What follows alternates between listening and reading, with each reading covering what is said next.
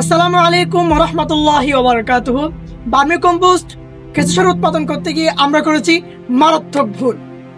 যে ভুলগুলো না করলে ফলাফল অনেক ভালো হতো। চলুন দেখে নিই আমাদের সেই মারাত্মক ভুলগুলো। এই ভিডিওতে আপনাদের সঙ্গে শেয়ার করব আমি আমার করা মারাত্মক ভুল এবং সেখান থেকে পাওয়া মূল্যবান অভিজ্ঞতা। আমার প্রথম ভুল গোবর গুঁড়ো না করা। প্রথমে ভুল করেছিলাম, গোবরগুলো ভালোভাবে গুঁড়ো না করে ব্যবহার করেছিলাম। এতে অর্ধেক অংশ কেঁচো খেতে পারেনি। ঠিকভাবে গুঁড়ো করলে কেঁচো সহজে খাবারগুলো গ্রহণ করত। এখানে দেখুন আমার প্রায় অর্ধেকের অর্ধেক গোবর থেকে গেছে।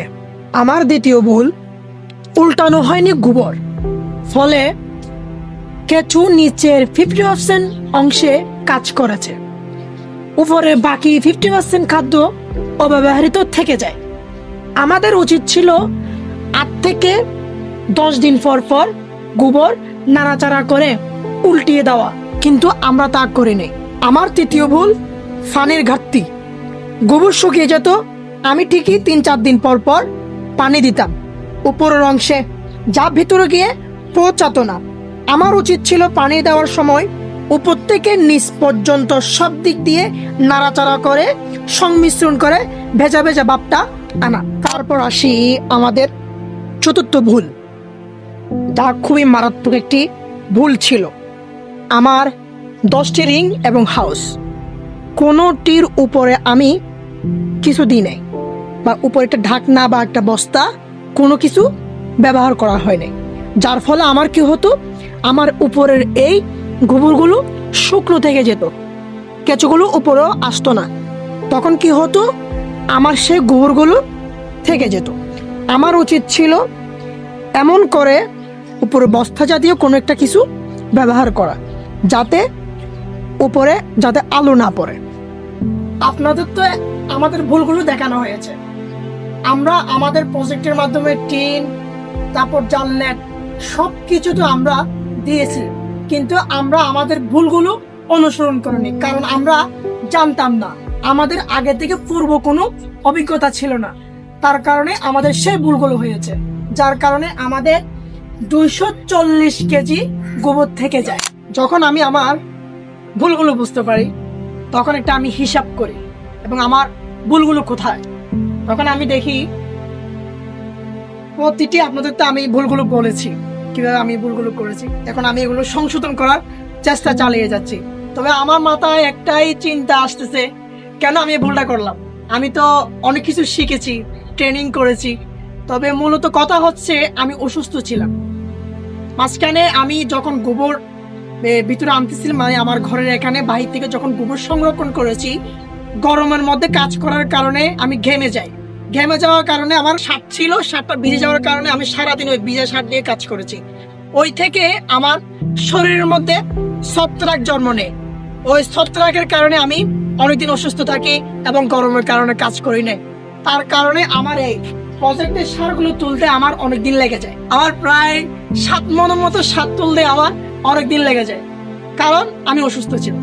আমি একা কাজ করেছি, তাই আমার এতদিন লেগেছে। তারপর আস্তে আস্তে কাজ করতাম আমি। এখন তো আপনারা দেখতেছেন, এখন যে এই মৌসুমে অনেক অনেক গরম পড়তেছে, তবে আলহামদুলিল্লাহ আমাদের সারগুলো তুলতে পারছি, আলহামদুলিল্লাহ। এখন আমি টার্গেট করেছি সামনে ইনশাআল্লাহ 1 টন আমরা সার তুলবো, যেভাবে হোক।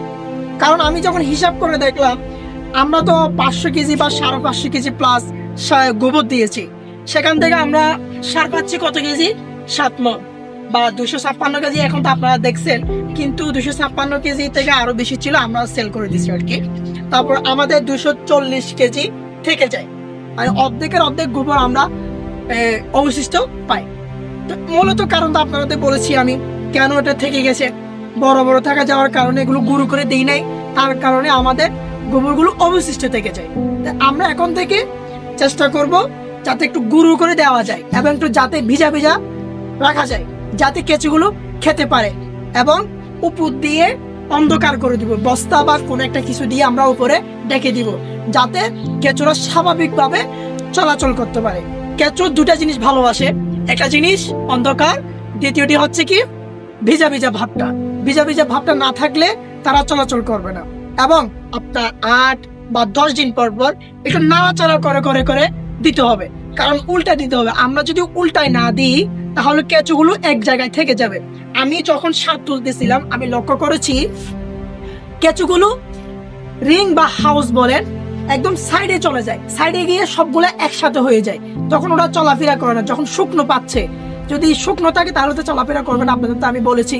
তো আমি দেখলাম যে সবগুলো একসাথে হয়ে ওখানে একটা লালা তৈরি করে, লালা তৈরির মাধ্যমে ওরা ওখানে ওই জায়গাটা ভিজাই ফেলে, ভিজাই ফেলার কি করে, তারপর ওখানে ওই খাবারগুলো তারা গ্রহণ করে, তারপর ওরা ওই জায়গায় খাবারগুলো গ্রহণ করে ওই জায়গায় অবস্থান করে, কিন্তু ওই জায়গা থেকে তারা অন্য জায়গায় যায় না।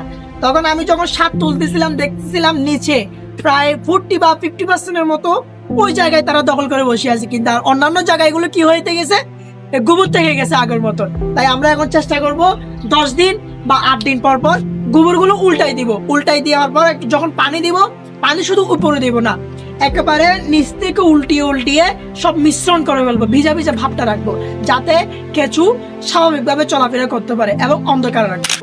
এরপর আমরা অভিজ্ঞতা অর্জন করলাম, তারপর শিখলাম, তারপর কেঁচু প্রজনন দেখলাম, কেঁচু কিভাবে প্রজনন নিচ্ছে, কেঁচু কোন জায়গায় থাকতেছে, সবকিছু আমরা কাজ করতে করতে আমরা শিখলাম। কোনো বই পুস্তকে পড়ে নয়, যা হাতে কলমে কাজ করার মাধ্যমে আলহামদুলিল্লাহ শিখতে পেরেছি। এবং আমাদের প্রজেক্টের মধ্যে আমরা প্রায় 9170 প্লাস কেঁচু পাই, যা আমি যখন সার নিচ্ছিলাম তখন আমি একটা একটা করে গণনা করেছিলাম, তখন আমি 9170টি প্লাস কেঁচু পাই আলহামদুলিল্লাহ। এখন আমি দ্বিতীয় পর্যায়ে ইনশাআল্লাহ আমার 10টি রিং এবং 4টি হাউস মিলে আমি 1 টনের লক্ষ্যে দাঁড়াইতে চাই ইনশাআল্লাহ। আপনারা আমার জন্য দোয়া করবেন। আমি হিসাব করে দেখেছি আমার 4টা হাউসের মধ্যে কমপক্ষে 24 থেকে 25 মন আমার স্বাদ তুলতে পারবো, আর 10টি রিং থেকে প্রায় আমার 5 মন থেকে 5.5 মন স্বাদ তুলতে পারবো। আমি প্রতিটি রিং এর মধ্যে 30 কেজি করে গোবর দিব এবং একটি রিং এ 500 করে, 10টি রিং এ 5000 কেঁচু দিয়ে দিব, আর 4000 কেঁচু 1000 করে 4টা হাউসে দিয়ে দিব ইনশাআল্লাহ। দ্বিতীয় পর্যায়ে ইনশাআল্লাহ আমি আশা করি 30 দিন থেকে 35 দিনের মধ্যে আমার সারগুলো হয়ে যাবে। আপনাদের তো দেখানো হয়েছে আমি কিভাবে গোবর ইউজ করব, এরকম গোবর আর কোনোদিন আমি ইউজ করব না। আমি গোবর ব্যবহার করব, গুরু গুরু যে গোবরগুলো আছে সেগুলো আমি মেশিনের মাধ্যমে ছেঁকে নিয়ে তারপর আমি গোবরগুলো ব্যবহার করব। এর ফলে কি হবে, আমার 30 থেকে 25 দিনের মধ্যে খুবই দ্রুত আমার সারগুলো হয়ে যাবে। এরকম যদি গোবর ব্যবহার করি তাহলে আমার সার হতে অনেক দেরিও হবে এবং কি আমার এরকম লস হয়ে যাবে। প্রতিটি পর্যায়ে আমার এরকম গোবর থেকে যাবে অর্ধেকের অর্ধেক। এই পর্যায়ে দেখেন আমার অর্ধেকের অর্ধেক গোবর থেকে গেছে, এটা পুরোটাই আমার একটা লস। তাই ইনশাআল্লাহ আমি দ্বিতীয় পর্যায়ে লক্ষ্য টার্গেট করেছি 1 টন ইনশাআল্লাহ। আপনারা সবাই আমার জন্য দোয়া করবেন। আল্লাহ হাফেজ। আসসালামু আলাইকুম ওয়া রাহমাতুল্লাহি ওয়া বারাকাতুহু।